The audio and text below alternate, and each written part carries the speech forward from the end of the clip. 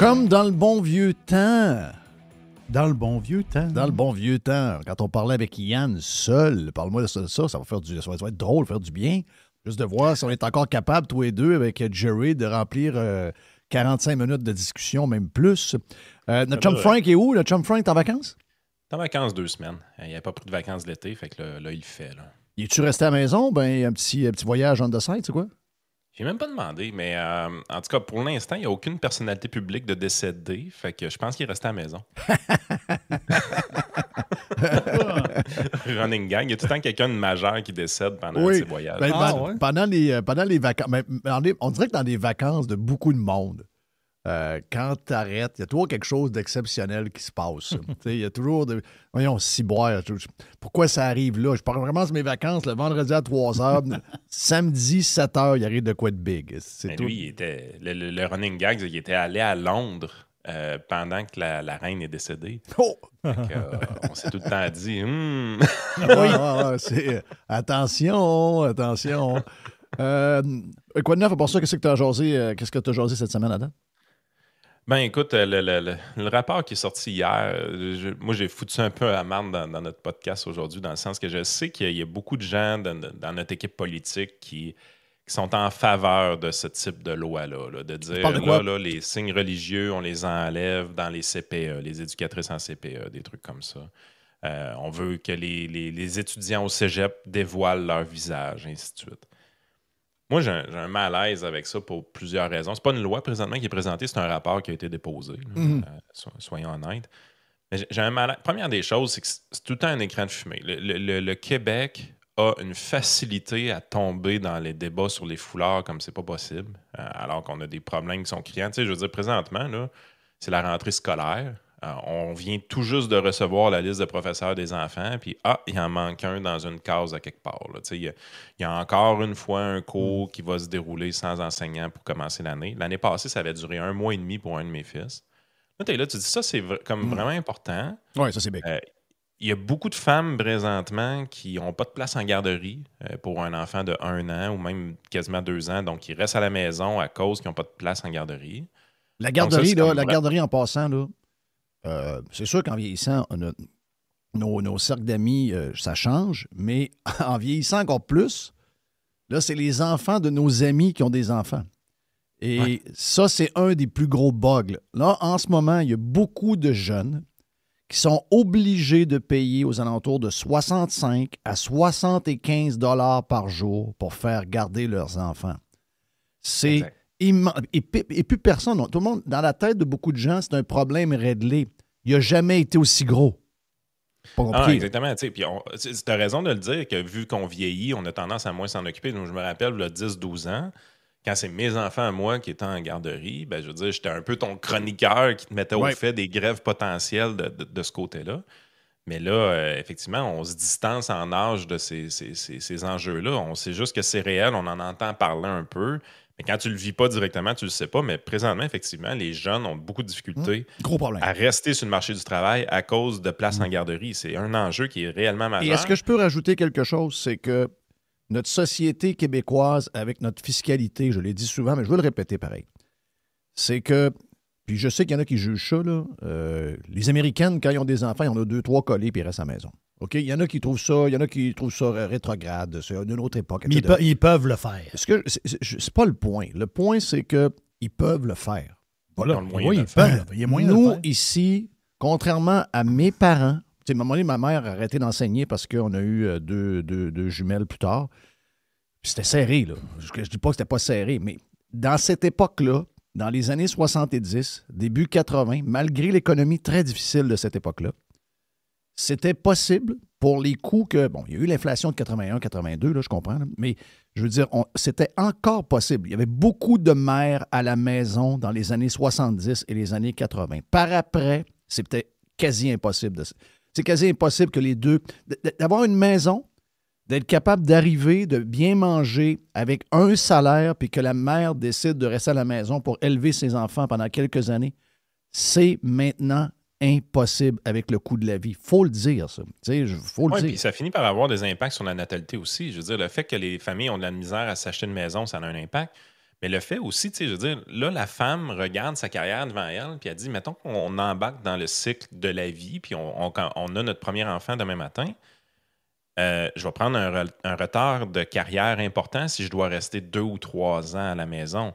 Dans un contexte que tu peux rester 7-8 mois, puis tu as une place en garantie en garderie après, tu dis, OK, fair enough, ça peut fonctionner. Mais la journée que tu arrives, tu dis, non, il y a une chance, parce qu'on ne trouve pas de place en garderie, j'en ai pour 2 ou 3 ans avant de retourner travailler. Ben là, ça peut retarder la décision d'avoir un enfant également. Puis c'est un phénomène qu'on observe de toute façon depuis quelques années. L'âge des femmes qui ont leur premier enfant n'arrête pas d'augmenter au Québec. Donc, en plus de faire beaucoup moins d'enfants, l'âge des femmes qui ont des enfants est en haut de 30 ans maintenant. Oui. Fait que tu es vraiment dans une situation où tu te dis, OK, au niveau de la natalité, c'est sacrément problématique. Et au niveau de l'économie aussi, parce qu'une femme qui veut retourner travailler, mais qui n'en est pas capable parce qu'elle n'a pas sa place en garderie, ben, ça ralentit l'économie d'une certaine façon. Fait que c'est des enjeux qui sont réellement importants. Puis au niveau individuel, ben, je vous laisse imaginer le casse-tête que ça représente au niveau individuel de ne pas avoir sa place en garderie. C'est assez phénoménal. Mais de quoi qu'on parle par rapport aux garderies présentement, c'est il y a des éducatrices qui ont des voiles, donc faudrait, ou des symboles religieux ostentatoires, faudrait leur interdire d'en mettre. Là, moi, le malaise que j'ai, c'est de dire, ben, première des choses, là, soyez conséquents. Là, la conséquence directe de ça, c'est pas que les femmes musulmanes vont retirer leurs symboles religieux pour continuer à travailler. Il y en a certaines qui vont le faire, mais la majorité, qu'est-ce qu'ils vont faire? Ils vont démissionner. C'est un bon point. Ils vont démissionner. Il y a des gens aussi qui vont quitter le Québec à cause de ça. Oui. Il y a des couples immigrants qui vont dire, ben là, c'est bien une place de fou ici, je vais aller travailler en Ontario, tant qu'à ça, je me ferai pas chier en Ontario. Ça va arriver. Il y a personne qui peut penser sincèrement que la journée qu'on fait ça, soudainement, il y a 200 CV qui tombent sur le bureau de la directrice du CPE, là. Il n'y a personne qui va se dire « Oh, enfin, les femmes vont arrêter d'avoir des voiles au visage. Je vais enfin pouvoir être éducatrice en garderie. Je vais aller porter mon CV. » Personne ne va faire ça, là. Il va juste avoir des gens qui vont soit rien faire ou démissionner. Je te suis à 200 %. Ça, c'est le côté... Regarde, c'est Yann Sénéchal que je connais depuis que je le connais. Ça, c'est très rationnel, logique, vrai. C'est ça. Mais tu sais que c'est pas ça. Tu sais que... Parce que moi, c'est pas un de mes sujets. Depuis longtemps, ça ne l'a jamais été. Puis ma première pensée, quand il est arrivé la première vague de ces histoires-là, c'était... On les a accueillis. On savait comment ils étaient. Je trouve ça bizarre qu'on leur enlève le droit d'être ce qu'ils sont. Ça, c'était ma manière de voir les choses à ce moment-là. Ça représente bien notre grande hypocrisie aussi. Parce que, tu sais, je veux dire... C'est pas comme si on n'avait aucun pouvoir sur l'immigration qui rentre. Là. Oui, exact. T'sais, on a beaucoup de pouvoir là-dessus, puis on a un très grand biais sur l'immigration francophone. Puis ça donne que des pays comme le Maroc, par exemple, parlent français, puis l'Algérie vont amener beaucoup de femmes musulmanes qui vont venir de ces pays-là parce qu'ils parlent français à cause de notre biais francophone. Exact. Oui. À un moment donné, il faut savoir ce qu'on veut aussi. C'est ça. Il faut assumer pourquoi on a ça, puis c'est quoi la raison. C'est basé sur une immigration francophone. À partir de là, c'est sûr que les choses ont changé. Les choses ont changé parce que là, depuis quelques années, on le voit. Tu sais, quand on a commencé à parler de ça, les gens de Montréal le voyaient. Les gens dans les régions ne le voyaient pas tellement. Les gens de Québec ne le voyaient pas non plus. Il y avait les gens de Montréal sur l'île surtout, puis peut-être Laval, qui commençaient à voir ce qu'il y avait comme immigration puis qu'elle était de plus en plus importante. Là, dans les 3 dernières années, ça a explosé. Là. Les chiffres de quelques villes, entre autres, la ville de Québec, c'est incroyable. Quand j'ai vu ces chiffres-là, j'ai dit, my God. Puis on le voit de visu, on s'en va. Donc là c'est plus vrai. Puis il y a aussi les intégristes là-dedans qui n'aident pas la cause, il faut le dire, avec toutes les histoires de prières sur le bord de la basilique, puis juste pour essayer de faire un point, puis je ne sais pas trop quoi, c'est quoi la raison derrière ça. Mais... Eux autres, ils nuisent, c'est l'enfer. Oui, c'est l'enfer. Ils nuisent, c'est l'enfer. Donc là, ça devient... Il n'y a plus de rationalité dans ce discours-là. Parce que moi, une des choses qui m'énerve, j'ai toujours dit, c'est qu'on n'a tellement pas de couilles qu'on veut être laïque au complet en enlevant en plus notre propre passé. On en parlait dans un podcast cette semaine, moi et Jerry, on veut s'effacer Voilà. Pour essayer d'enlever gâteau, quelque chose à quelqu'un d'autre. Ça m'énerve. Ça, c'est le premier point. On manque de courage pour dire, ben, regarde, on vous aime comme immigrant, mais on ne veut pas vous avoir avec patente sur la tête. Donc, on détourne la patente en disant, ben, écoute, on va enlever toutes les affaires de tout le monde, incluant notre propre culture, notre propre passé. Ça, c'est très québécois comme manière de faire. Mais là, c'est plus rationnel. Là, c'est devenu... Là, il y a beaucoup de gens contre l'immigration musulmane. Ouais. Il faut le dire. Il faut le dire. Mais là, ces gens-là sont là. Okay? Je ne parle pas de ceux qui sont là. Je parle de ceux qui s'en viennent. Là, tu sens que beaucoup de gens commencent à être inquiétés. Puis, il y a une discussion à avoir. Tu viens de le dire. C'est basé sur la fête de la langue. Donc, beaucoup de gens du Maroc. Là, il va falloir avoir une discussion. Là. Il y a des affaires qui ne fitent pas. Là. Il y a des affaires qui... On le voit, le gars du... Tu sais, le médecin, là, le jeune médecin... il n'est pas médecin encore, là, mais le jeune étudiant en médecine à Sherbrooke qui publiquement dit, garde, on va faire du Québec une place où la charia va mener, est-ce que le Québec va dominer... C'est ça dans son pays, ça. C'est exact. Donc, là, on tombe dans un débat qui va... On connaît les Québécois, qui va devenir très émotif. Et dans ce temps-là, ça ne vire pas toujours bien. Et tu sais pourquoi ça va l'être? Parce que François Legault, il est à côté au pied du mur. Oui. C'est à cause de ça qu'on a ça, là. Oui. Si ce gars-là gouvernait comme du monde qui était avec un bon pourcentage de satisfaction, ça sortirait pas. Mais on se sert tout le temps de cette fibre émotionnelle-là des Québécois pour cacher d'autres choses. Là, ça fait bien, on sort ça, puis pendant ce temps-là, on parle pas de la commission Galland, puis ainsi de suite. Parce que tout le monde a une opinion par rapport à ça. Puis je suis parfaitement conscient que l'opinion que je défends, c'est loin d'être l'opinion majoritaire. Très loin de l'être. Mais elle peut être entendue sans problème. Il faut qu'elle soit mise dans la plate. Ben oui, exactement. Puis à un moment donné, tu es là, tu dis, là, ayez conscience de la place dans laquelle on vit. La démographie est une catastrophe au Québec. Là. Oui. Il y a une quantité de personnes qui prennent leur retraite qui est importante. Ces gens-là exigent une tonne de services. Des fois, on a le défaut de penser, « Ah, mais là, c'est des CHSLD, des RPA. » Voyons, Christy, la journée que tu prends ta retraite, tu t'en vas pas en RPA. Là, je veux dire, la journée que tu es retraité à 62 ans de la fonction publique, là, ça se peut que tu joues au golf, ça se peut que tu ailles au restaurant, ça se peut que tu passes beaucoup de temps dans les magasins. Je sais pas qu'est-ce que tu fais exactement, mais tu demandes une quantité importante de services à ce moment-là et tu travailles plus. Donc, veux pas, la pression sur le service... Sur le secteur du service est très grande, première des choses.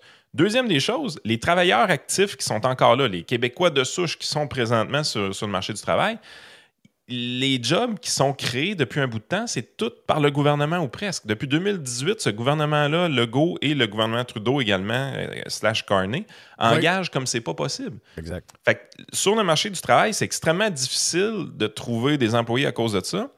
Les Québécois de souche, de moins en moins veulent travailler fort. Qu'est-ce que je veux dire là? Veulent travailler physiquement. Maintenant, ce que les gens recherchent beaucoup, c'est des jobs de 9 à 5, télétravail. Tu sais, pour vrai, là, si demain, je le dis souvent, dans mon cabinet de services financiers, si j'offre une job d'adjointe administrative, je vais avoir quelqu'un. Je vais avoir 10 CV sur mon bureau. Je n'aurai pas de misère avec ça. Mais tu arrives sur le milieu de la construction, tu arrives dans la restauration, pas mal plus tough. Moi, je suis dans le golf. Plus tough. Moi, je suis dans le golf. Nos 14 employés du Guatemala, si on les perd suite au changement de loi, il n'y aura personne d'autre. On n'a personne pour les remplacer. Puis ces gars-là travaillent comme deux. Là. Donc, ça veut dire qu'on a quasiment besoin de 20 travailleurs. Et quand on ouvre des CV pour montrer aux élus, au gouvernement qui essaient de nous l'enlever, on n'a aucun CV qui rentre. Et t'as peu, j'ai pas fini. Là.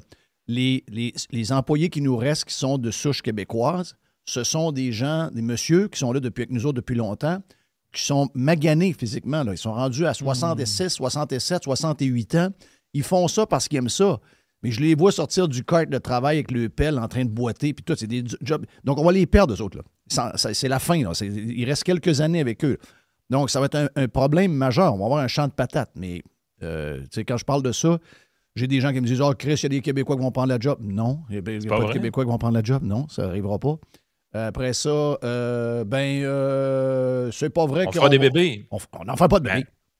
Non, mais même si tu fais des bébés, Jeff, ça prend 20 ans avant qu'ils travaillent. Oui. Parce que l'autre raison aussi pourquoi on n'a pas beaucoup de monde sur le marché du travail, c'est également parce qu'on n'a pas fait de bébés pendant bien des années. Mais en plus, les jeunes aujourd'hui, 14, 15, 16 ans, ça ne travaille pas tant que ça. Il n'y a pas beaucoup de monde qui sont sur le marché du travail d'une manière très active. Ils vont faire 7-8 heures, ils vont faire 10 heures. Mais la journée que les besoins de base sont comblés sont là. Puis en plus, on fait même des lois pour interdire les 13 ans sur le marché du travail. Fait que t'es dans un monde où est-ce que tu décourages le travail des jeunes, il n'y a pas de jeunes, puis on fait pas plus de bébés, même on fait moins de bébés encore qu'il y a 10 ans. Puis c'est comme un cercle qui n'aurait pas de tourner. Puis les bébés qu'on fait, by the way, je pense qu'on était rendu à 1,38 enfants par femme comme taux de fécondité. C'est quand même vraiment faible. Il y a des pires endroits dans le monde. La Corée du Sud est pire, mais c'est quand même très faible. Puis quand tu grattes un peu, qu'est-ce que tu trouves dans le 1,38? C'est qu'environ 40% des naissances au Québec proviennent de couples que un des deux parents est un immigrant. Oui. À un moment donné, on est là, tout le monde parle la race québécoise française, puis les deux souches, puis là, il faut préserver notre culture, puis blablabla. Moi, je l'ai dit, elle va disparaître. Là. Dans 50, 75 ans, c'est fini. Là. C'est fini. On n'a pas fait d'enfants. Hey, aux États, ça panique à 1,6. OK? Nous autres, on n'a pas paniqué encore. On est rendu à... Bon, on a peut-être paniqué dans le temps pour essayer de créer des jobs de fonctionnaires avec les CPE. Là, dans le temps, c'était ça. La raison qui était donnée, c'était ça. Puis finalement, ça n'a pas fait qu'on a fait plus d'enfants. Mais si, mettons, on n'était pas ouvert à l'immigration, mettons qu'on était une société fermée comme la Hongrie ou le Japon, mettons, le Japon, par exemple, qui a un taux qui ressemble au nôtre, parce qu'on est dans les plus vieilles, le Japon, c'est 1 million, l'année passée, là, 1 million de plus de morts que de naissances. C'est fou, ça. C'est énorme. Là. Ça, c'est une disparition rapide, là. C'est très, très, très rapide. Bien, nous autres, on se rapproche avec cette société-là. Si on n'a pas d'immigration, c'est à la vitesse probablement à laquelle on est en train de disparaître. Mais puis ça, tu dis ça à des gens, hein, ça les insulte quasiment. Mais moi, c'est pas une question d'insulter. On dit pas aux gens... C'est réaliste. C'est un fait, là. On dit pas aux gens comment vivre, puis avec combien d'enfants. Puis c'est pas ça. C'est juste que il faut comprendre que tu viens de le dire tantôt, là, tu vas avoir besoin de quelqu'un qui te sert ta liqueur puis tes oignons frits que tu veux avoir à la place de bowling quand tu es à la retraite. Ensuite de ça, quand tu vas aller voir le médecin pour telle affaire parce que tu as mal à un genou comme moi j'ai mal, tu vas avoir besoin d'aller voir Mais ça prend du monde pour s'occuper de tes affaires. Quand tu vas au magasin, tu vas avoir du service. Moi, excusez-moi, au Home Depot, au Canadian Tire, s'il n'y a pas l'immigration, le magasin est fermé. Puis on est dans une société où est-ce que le do-it-yourself n'est pas populaire. Ben, encore peut-être avec toi, des gars comme toi, où est-ce que tu aimes faire les choses manuellement. Mais quand tu regardes plus des gens de mon âge, même un peu plus jeunes. Non, il n'y a pas ça. S'il y a quelque chose de brisé dans une maison, c'est un réparateur, c'est un constructeur, c'est un rénovateur. Je veux dire, on les fera pas nous autres mêmes, ces réparations-là. On est dans ce genre de société-là maintenant. On est prêt à payer. Moi, je suis prêt à payer avec de l'argent et ne pas payer avec mon temps. Je vais prendre mon temps pour travailler, puis je payerai avec de l'argent des services de ce genre-là.